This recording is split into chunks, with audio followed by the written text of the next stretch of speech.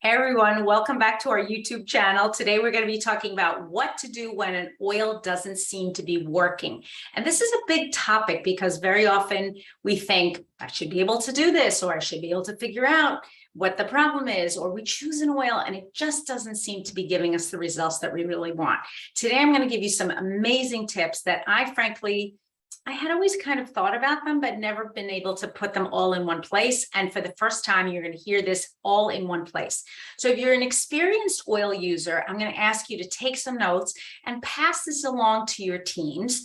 And if you're a brand new oil user, absolutely take some notes and then make sure that next time you choose your oil and you're thinking, maybe this is not exactly what I expected, you're going to have tips and tricks and things that you can do. So without any further ado, we want to talk a little bit about what to do when an oil stops working, or when an oil doesn't seem to be working is maybe the more polite way to say this. I'm really excited about this particular topic because having worked with essential oils now for I think it's 16, 17 years, a long time. I've absolutely had my fair share of just fails. I use something, it doesn't work, it doesn't do what I have expected it to do. And sometimes it's because I personally, and this is more true in the beginning, I personally didn't have the experience that I needed to be able to say, oh yes, this is the way an essential oil should work. And then later on, it was usually because I chose the wrong oil for the condition that I had, or I didn't even know what the condition was. And that's a really serious one. So we're going to talk about all three of this right away. So number one on the hit parade is what to do when an oil doesn't seem to be working.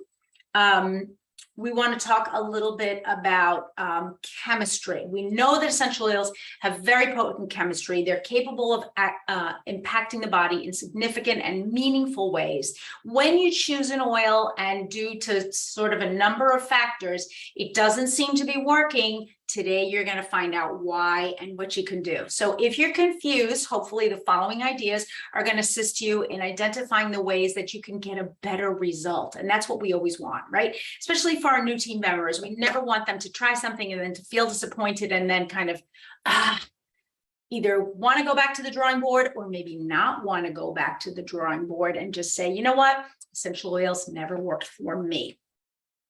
The other thing we want to think about when we talk about essential oils is, there are basically three ways to use essential oils. One of the fails, if you will, that we've seen from time to time is people try to use essential oils in the way that maybe isn't the best for their condition, right? So we know that we can use essential oils. Most essential oils, in fact, all essential oils aromatically and topically, and some of them also internally, but three major ways that we can use essential oils. So each method impacts the body, its numerous layers, parts in different ways. And for example, to eliminate a respiratory condition, you might actually want to use essential oils in three different ways: applying them topically to the chest and the back and the throat, or you might want to inhale the oils. Either it's over a bowl of steaming water with a towel over your head, or using a diffuser, or just inhaling them for your hands. And then finally, you might want to take some sort of a lozenge, one of our Breathe lozenges or On Guard, that are kind of going to soothe and help the throat and clear up whatever it is that you're feeling in your respiratory system. So three ways, three different methods. And if you haven't tried all three, it might be that that's why you're not getting as much relief as you had hoped for from your respiratory condition.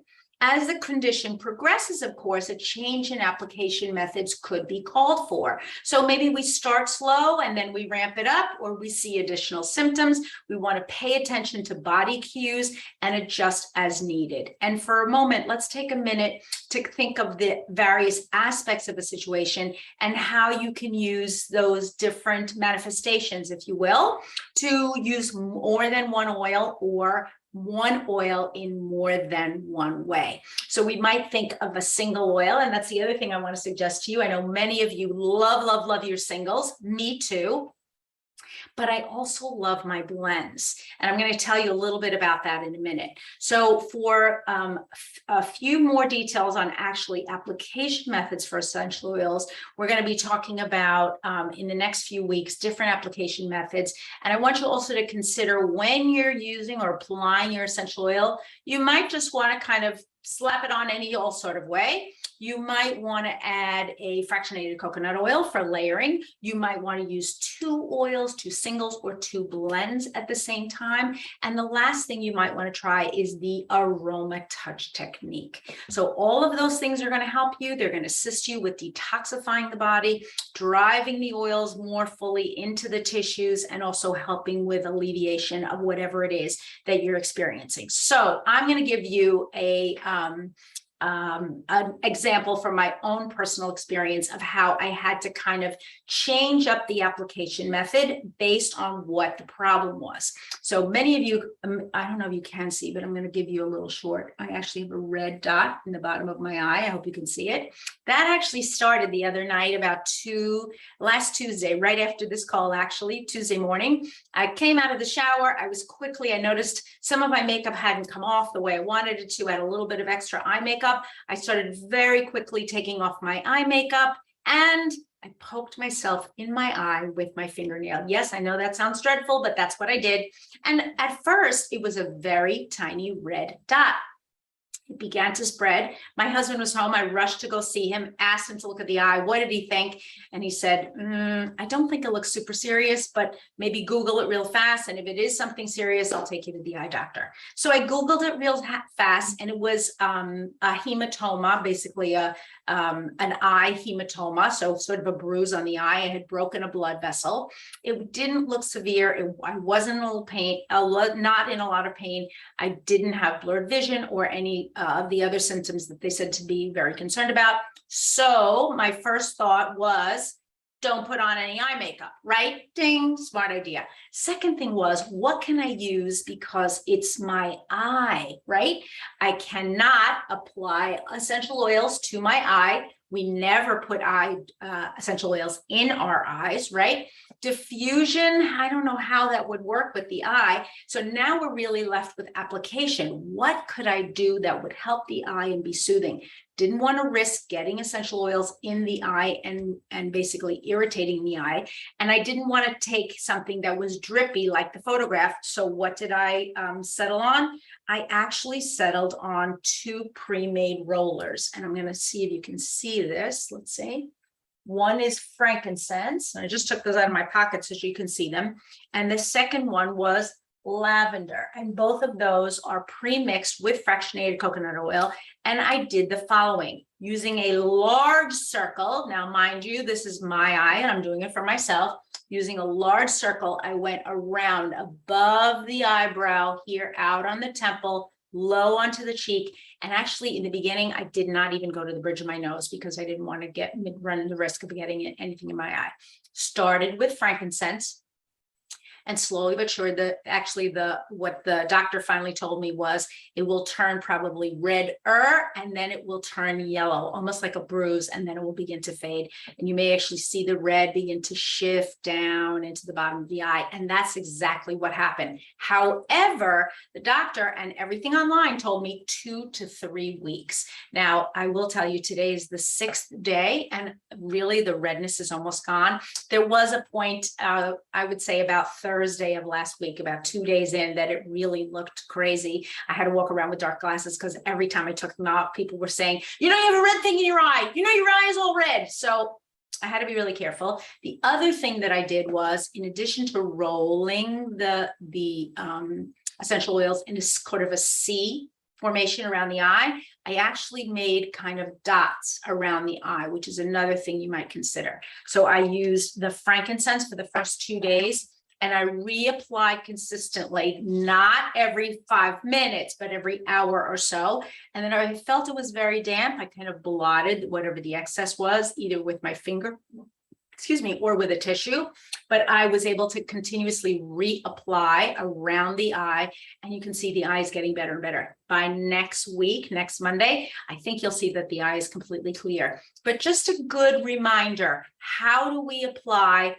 based on the condition. I think that's something that we want to make sure that we are addressing each and every time that we're applying essential oils and using them in different situations. The other thing I want to talk to you about is frequency of use, which I've mentioned briefly as it pertains to my eye. Best practice with the essential oils is less, more often, right? So instead of applying, I don't know, half a bottle of essential oil and having kind of drip down over my face, I apply gently, either dotting or just rolling in kind of a C motion. Powerful chemistry in every drop. Yes, we know that. And a little goes a long way. For example, 1 to 2 drops of an oil every 20 to 30 minutes when you're talking about a respiratory condition, in the case of maybe a stomach flu or food poisoning, something, maybe a sprained ankle, something that's acute and quick, right? We want to be able to apply those essential oils right to the area of concern quickly and repeating. But what we're not doing is applying a half bottle of essential oil all at once, right? In the case of maybe a cold or a flu or exhaustion, something that's going to have a little bit longer duration and is not acute, you can apply essential oils every 1 to 2 hours. And that's kind of what I was doing. While I did have the original injury, I was applying more frequently. And then as the blood began to decline from the eye and basically disappear, I was applying less frequently. Now, you can see that I have makeup on now. Didn't want the essential oil to be either glistening on my face or dripping down my face. So this morning, after I put makeup on, I basically dotted frankincense around my eye. You're going to continue to do that until your desired relief is achieved. So for me, I'm going to continue to apply essential oils to around the eye area because I want the effect to be, I want it to be more effective and long lasting. What I don't want to happen is I kind of give up the treatment and say, well, the eye has made so much progress, it'll continue on its own. No, I want to continue to support the eye and make sure that the healing continues until there's literally nothing left. I think sometimes we get to a certain point, we run out of steam and we just can't be bothered anymore. And that's when we kind of lose the final effect of the final healing properties of whatever essential oils that we've chosen. Let's also talk a little bit about oil selection. So most essential oils will perform well 80% of the time and consistently. So when we're talking about a certain blend that's pre-blended to have a certain effect, I'm thinking about things like Breathe or On Guard or Balance or Serenity. And I feel like every time I use those oils, I really get 100% of the effect. I perhaps forgot to use the oil or left the oil in another room or went on a trip and left the oil at home, but that's on me. It's not on the oil, right? But occasionally, so that's another 20% of the time, the issue itself was misidentified. So let's talk about stomach issues again. You maybe have, I don't know, a stomach upset or a stomach discomfort, and you're thinking that it's a digestive issue. So you pick up your Digestin, you apply it to your stomach, maybe you take a drop of water, maybe you even take a gel cap, but you really don't get relief. You still have some kind of stomach upset, you're just not feeling right, you're thinking, what's wrong with this oil? Why isn't it working? Well, it's possible that it's a gallbladder issue, or maybe even another stomach issue that is a little bit more chronic, and perhaps in the sense of the gallbladder, maybe grapefruit would have been better, or geranium could have been a better selection. So make sure you're addressing whatever it is that you actually have, not just what you think you have. Here's the other thing. I always say, err on the side of getting a great diagnosis. So get to your clinic, get to your pharmacy, go to your doctor, find out what is this thing? Get someone to actually diagnose you, and then you'll be able to more effectively choose the products and essential oils that you want to address that issue. Many people I know will say to me, what is this thing? I think it's what do you think it is? And I always say, I'm not a doctor. I cannot diagnose you. Do you have a physician? Consider going to your physician, whether it's a dermatologist or a general practitioner or whatever it is that you need. You may have an issue that really can't be addressed properly with the oils that you're applying. So we're also going to talk about, as I mentioned before, how to know which oils to use. But first, I want to say that you want to familiar yourself with methods of selection, right? So you can approach choices in many different ways, including using books once you have a diagnosis. The other thing that I would encourage you to use is an iTovi device, which is a mechanical device that you hold in your hand. We can go into these in more detail in the weeks ahead, but that idea of getting the diagnosis and then using something that's an effective tool. You can use an app once you know what it is that's concerning you, but any of those tools are really based on knowing exactly what's wrong. Then you can dive in and become your own expert user.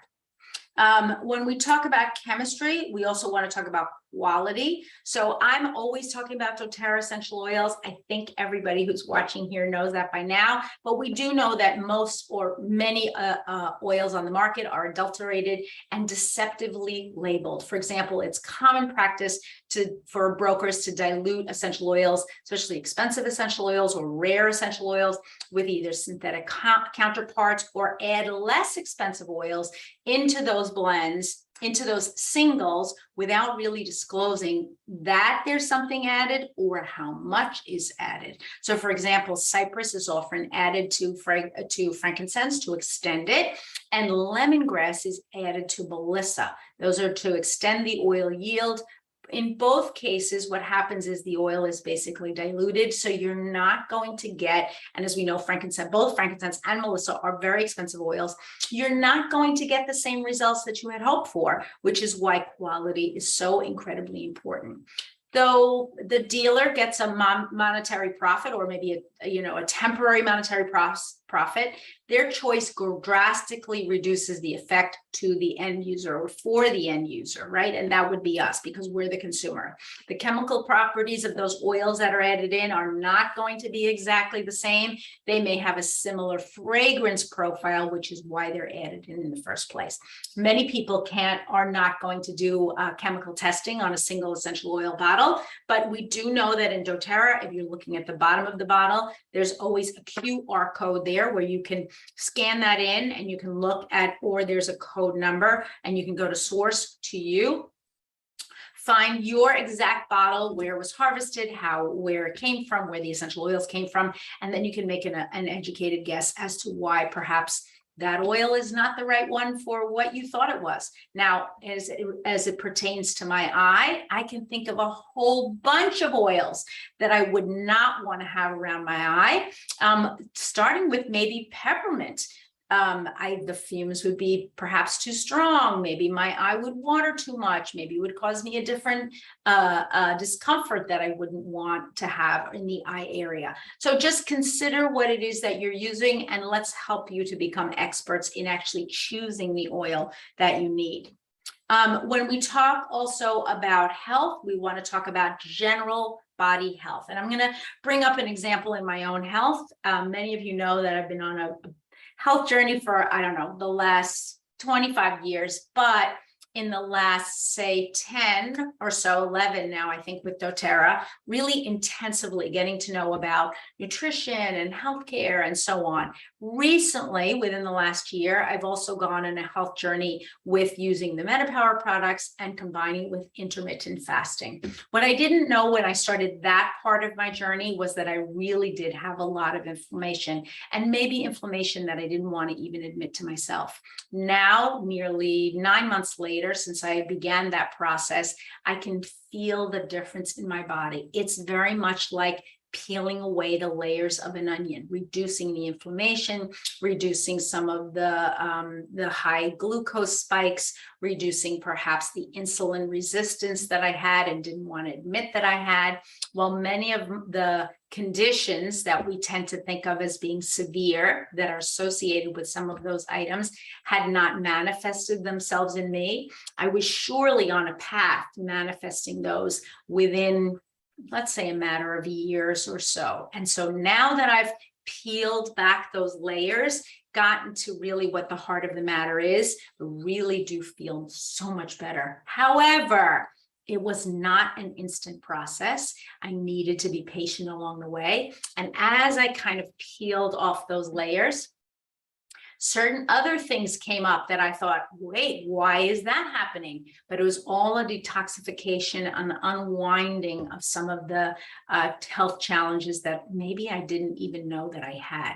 So what many people don't realize is that essential oils work chemically with and within the body. They act as messenger molecules, or what we know as exogenous ligands, and they enter the body like, I don't know, like a hired outside management consulting firm, and they rapidly identify what's needed. Immediately they're sending instructions to the body, to whatever department, to whatever organ needs to be addressed. And then finally, if we think of, again, going back to that office analogy, if no one were in the office and no one were responding, the essential oils didn't target nothing would get done, right? What I love about essential oil is usually that the body will respond in one way or another. We may not resolve our issue exactly the way we had hoped to, but we are definitely, by the use of essential oils, we are healing the body and putting it on the right track. However, if the body is void of necessary nutrition, even though the oils are sending powerful instructions to be carried out, some of those instructions will not be able to be carried out just because of the general condition of the body. So I speak for myself, knowing that even though I use essential oils exclusively and generously in my life before this portion of my health journey, I also know that some of them were not as effective because my own health was not as good as I thought it was. We want to include things like a really strong and healthy diet. We want to give ourselves high-powered and best quality dietary supplements, and then vital wellness daily habits, things like exercise and drinking water and getting effective and efficient sleep. All of those things really will roll us down the road of health. For me, intermittent fasting became kind of the key that unlocked a lot of different things, or a lot of different doors for me, because what I realized was my digestive system just needed a rest. And honestly, giving my digestive system a rest every single day is the thing I think that's allowing my body to heal. So even though I'm 9 months into this journey, I would say at this point I'm at my goal weight, I still see changes in my body, things in my skin that are healing, other sorts of issues that I never expected to heal and are now kind of just disappearing. It's a wonderful and magical thing. And I'm using that in conjunction with essential oils to have even speedier results. When we talk about lifestyle, right, we want to talk about exercise, of course. Assessing our self-care patterns. Are we good to ourselves? Do we speak kindly to ourselves? We want to find what are the culprits of compromise. So where are we compromising our own health? Things like lack of sleep, lack of proper consumption of water, or maybe pure quality drinking water, right? You need a filter and you're not using it. Regular exercise is super critical. And then consuming a lot of acid producing foods, whether it's a lot of meats or carbonated beverages, or even a lot of caffeine. And all of you know that I'm a coffee drinker, so I'm not anti-coffee, but we need to take it easy, right? A lot of sugar is not going to help us. High levels of stress are not going to help us. They may be overriding the benefits of the essential oils because the demands on the body are just really simply too high. And while essential oils will help us in whatever health condition that we're in, we need to be able to be kind to our body and ingest some of those things. Now, all of you know, I'm not 20 years old. And so if you are early in your health journey, thank goodness that you're here and you're listening to this, because you've got a better chance of really changing all of your health outcomes. If you're older than 20, maybe even older than 30, 40, 50, or even 60, or older than that, you've still got an opportunity to reverse some of those effects of aging and to help your essential oils to be as effective for you as possible. So let's talk about some of the different approaches to how we approach our health. And so number one, I'm going to call this the ambulance mentality approach. You're feeling bad, you identify some symptoms, you seek a remedy for the symptoms, and very often we use essential oils in exactly this way. We go maybe for some prescribed device, or maybe we use an essential oil, doesn't work, so we go to the doctor and immediately get a medication. It perhaps temporarily addresses the symptoms, but neglect in general, just general neglect of the body and some underlying causes the symptoms to just basically surge back up again in a small amount of time, or we see side effects that appear as a result of the medication, and then the loop basically continues all over again.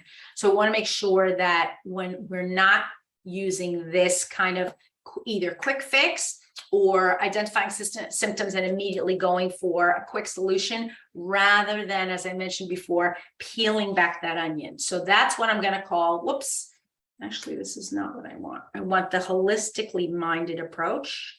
I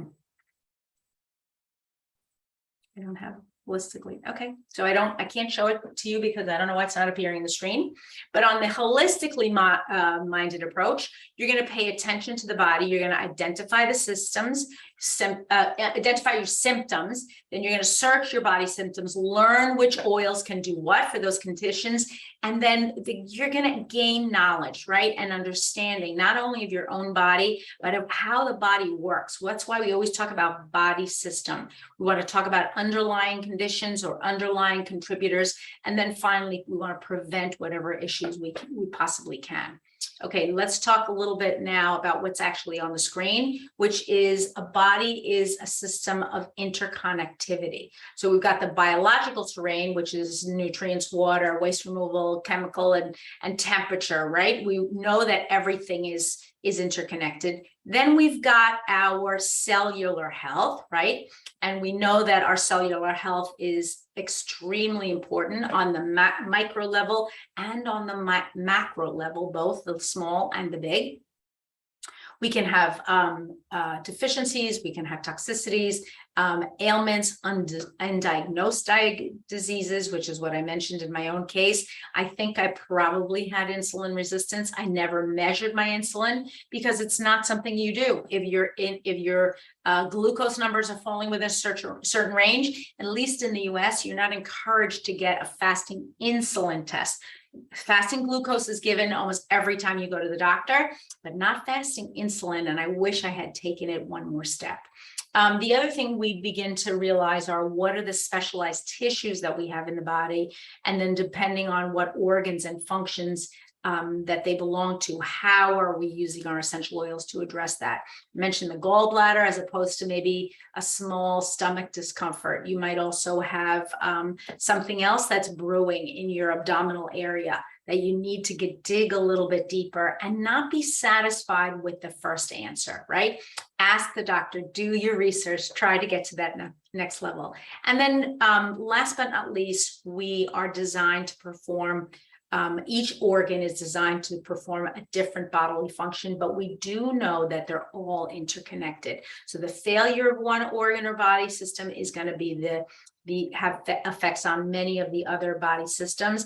And that's really the manifestation of ailments and diseases, right? When the orchestra isn't playing well together, all the instruments, if there's one French horn in the background that's just a little bit too loud or is a little off key, everything's going to be out of whack. We do want to think about long-term wellness, or at least as long as we're going to be here, and help our teams and the people that we are talking to understand that long-term wellness is constantly evolving. So what worked for us maybe 10 years ago or 5 years ago, or even sometimes 5 minutes ago, may not be the thing that we need right now. So make sure that we're talking about not only whole body, but all of our functions, the interconnectivity, and making sure that some of those underlying causes. And sometimes I know people say, oh yeah, I'm under stress and I don't sleep that well, but no, really. Sleeping and being under stress can be the kind of the catalyst for a lot of other things that are super unhealthy that we want to make sure that we're looking at. Okay, last but not least, 3 last points to keep in mind. The body talks, the long and short of it, and then multitaskers. So focus areas, we're going to use focus areas to search for specific conditions. So we talk about the respiratory system, right? The integumentary system, which is our skin and nails and hair. We're going to look at those different systems. How are they working together?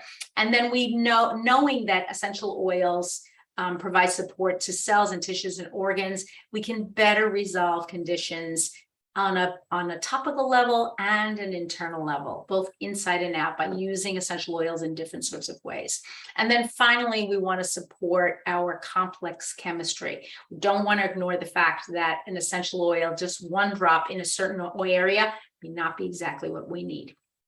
Many years ago, and I've seen this actually on Instagram lately, I suffered greatly from eczema, especially on my hands, to the point where if I reached out my hand and wanted to shake someone's hand, they would withdraw their hand because it looked like I had something, I don't know, a communicable disease. What came to me after a long period of time was really my diet. And this is a long ago problem. I probably had this when my kids were, I don't know, 5 and 7 or 4 and 7. I needed to be able to unwind. What was it that I was eating that was causing this just general malaise of my skin? And how could I improve my skin condition by improving my diet? It took a while, but yes, I was able to peel away the onion, get to the bottom, the root cause, and then be able to solve the problem. What's interesting is when I had and part of the reasons I think for my skin issues in those days was stress. When I struck my eye with my fingernail, needless to say, it was a little bit stressful, and I immediately began to feel sort of like within a day or so, just kind of that discomfort and itching and just kind of bumpy feeling on my hand again. And I thought, this is stress and it's extreme. How do I work to combat this? So I was able to do some meditation. I used some soothing essential oils. I used a very thick ointment on my skin. And in about a day or so, just using the calming, the cooling, the soothing, and not using a lot of essential oils directly on the skin undiluted because they can be very drying, I was able to wind back that stress symptom for myself. So I hope this has been a kind of a look into the how and the why, in case you've been having some challenges with your essential oils. Maybe they weren't working for you. Now you know exactly what you can do to make those oils the most effective for you. You know, we're on social media. We love hearing from you. We're posting almost every day on all the different platforms, and we love to hear from you and hear comments about what we say, and just get a good sense of what's happening in the community. I just want to say thank you so much for having been here today, and have a wonderful week. For those of you who are here live, I hope that you'll stay on with me. For those of you who are listening via YouTube, have a wonderful week, everyone, and I'll see you real soon. Bye-bye now.